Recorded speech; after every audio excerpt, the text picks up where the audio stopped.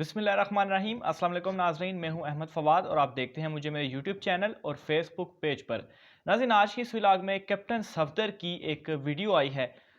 उसका जो है वो डिटेल में आपको बताऊंगा और कैसे शरीफ ख़ानदान को आज कैप्टन सफदर की इस वीडियो ने नंगा करके रख दिया है, उसकी तफसीलात भी आपको बताऊँगा।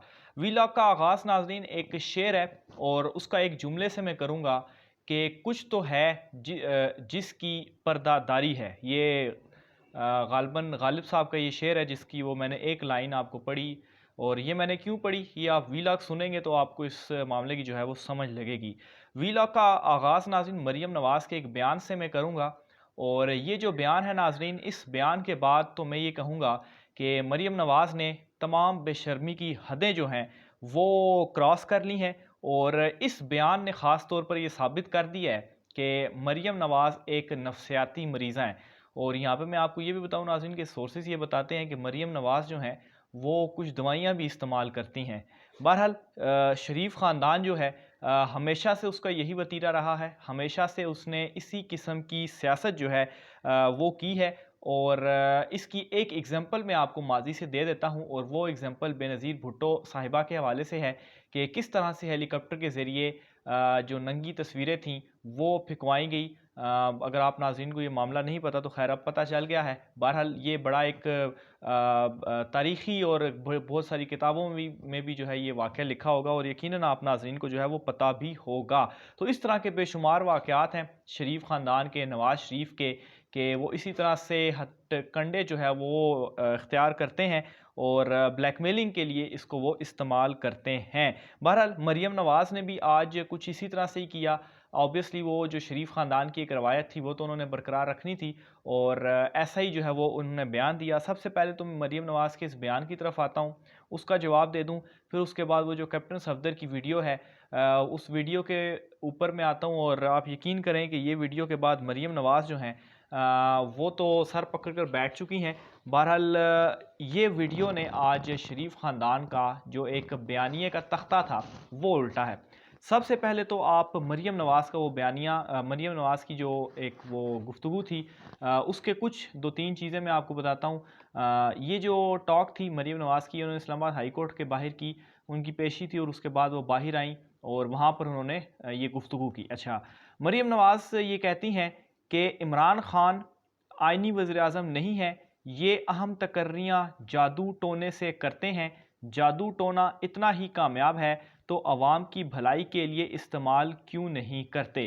तो ये नाज़रीन देखें, ये बड़ी सीनियर खैर क्या एक वो कहते हैं कि एक इन्हें बाप की तरफ से एक जो सियासत है वो विरसे में एक मिली है। उस विरासत के ऊपर ये आकर बैठ चुकी हैं। बड़े सीनियर लोग हैं मुस्लिम लीग नून में, उनके ऊपर आकर खैर ये बैठ चुकी हैं। इसी वजह से जो दूसरा बयानिया है मुफाहमत वाला वो भी सामने आया। तो ये कहती हैं और ये नायब सदर भी हैं, कहती हैं जी कि अहम तकर्रियाँ जो होती हैं वो जादू टूने से करते हैं इमरान खान साहब। और यहाँ पर इनका जो इशारा था वो बुशरा बीबी साहिबा जो हैं, खातून अव्वल इमरान खान साहब की जो बेगम हैं, उनकी तरफ था। ऑब्वियसली उनका जो ताल्लुक़ है वो बड़े मोअज़्ज़ज़ घराने से है, एक बड़े घराने से है। और उनके लिए इस तरह से अल्फाज इस्तेमाल करना जादू टूने और ये कहना जी कि ये सारी तकर्रियाँ इमरान खान जादू टूने से करता है। और ख़ास तौर पर जिस तरह से ये मामला कुछ दिनों से चल रहा है, ये DGISI की तैनाती वाला, तो बड़ा ये बेशर्मी वाला इंतहा कर दिया आज उन्होंने। ख़ुद वो ख़ातून है लेकिन उन्हें ये भी ख्याल नहीं, अपने ख़ातून होने का भी ख्याल नहीं कि वो किसी दूसरी ख़ातून के लिए किस तरह के अल्फाज जो हैं वो इस्तेमाल कर रही हैं। अच्छा, फिर आगे वो कहती हैं जी कि जंतर मंतर इतना कामयाब है तो पेट्रोल डीज़ल आटा सस्ता करें। जब आप जिन्नात के ज़रिए ये सब करें तो ये ही होगा। जिन्नात कुछ और कह रहे हैं और आपका हिसाब कुछ और है। ऐसे लोगों पर हंसी आती है। अगर यही तरीका रहा तो मुल्क का अल्लाह ही हाफिज़ है। तो ये देखें नाज़रीन, ये एक और इन्होंने यहाँ पर अब इंतहा कर दी है कि ये कहते हैं जी जंतर और मंतर। ये देखें कि कितने अजीब किस्म के ये अल्फाज हैं। ये अल्फाज सुनकर ही बंदा कहता है कि ये क्या अजीब किस्म के अल्फाज हैं। मैं तो ये दिल भी नहीं कर रहा पढ़ने को, लेकिन ज़ाहिर सी बात है आपको मैंने तफसीलात बतानी है। पता नहीं मरीम नवाज़ जो थी वो कितनी तौर पर, जहनी तौर पर, वो नफसियाती तौर पर डिस्टर्ब हो चुकी हैं बुग़्ज़ इमरान ख़ान में, कि वो अब इस तरह के अल्फाज इस्तेमाल करने पे आ चुकी हैं कि जंतर मंतर जो है वो कामयाब है तो पेट्रोल की कीमतें कम कर दो।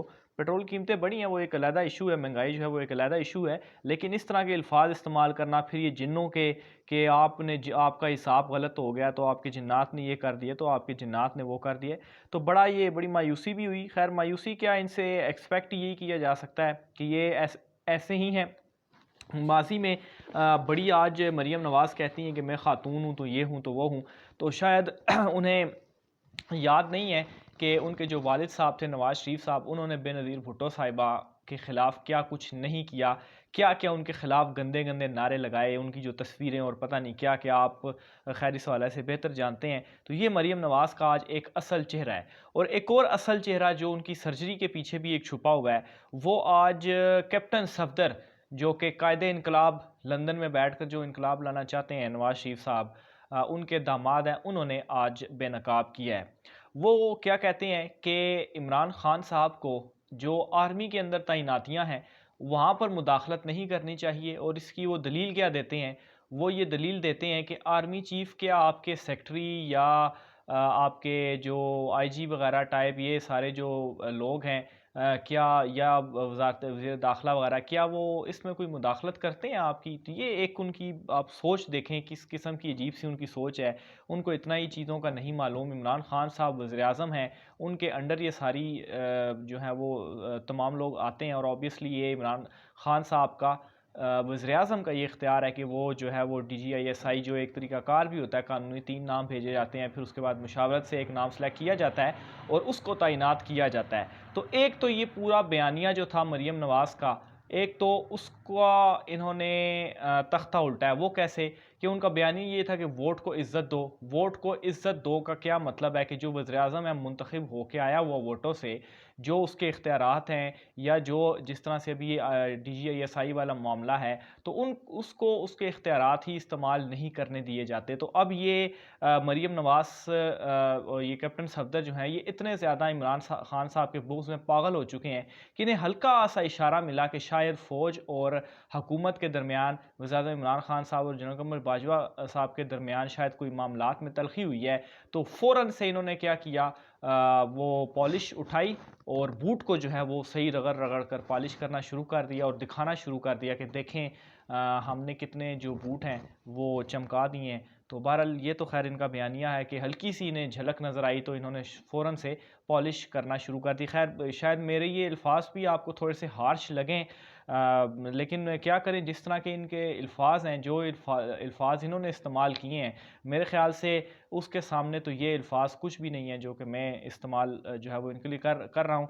बहरहाल खैर ये जो है वो सारी आज के इस हवाले से डिटेल है, और इसकी पूरी एक वीडियो है कैप्टन सफदर की, कोई 45 सेकंड का एक क्लिप है जिसमें उनसे सवाल पूछा गया, और उसके मुकाबले में उस सवाल के जवाब में वो ये कहते हैं जो मैंने आपको बताया कि इमरान ख़ान साहब क्यों उसमें मुदाखलत कर रहे हैं, क्या वो आपके IG वगैरह तब्दील करते हैं। तो ये जो है वो उन्होंने एक मरीम नवाज़ के बयानिए की, और जो एक नाम की खैर बयानिया वोट को इज़्ज़त दो का, उसकी असलियत जो है वो इन्होंने दिखाई है। आपने अपनी राय का भी इज़हार नाज़रीन लाजमी करना है कि आप ये जो वीडियो है इसके ऊपर क्या कहते हैं, और ख़ास तौर पर ये जो मरीम नवाज़ ने जो अल्फाज इस्तेमाल किए हैं, ख़ास तौर पर वो ख़ुद खातून है और ख़ातून के हवाले से अल्फाज इस्तेमाल कर रही हैं, इस हवाले से आप क्या कहते हैं।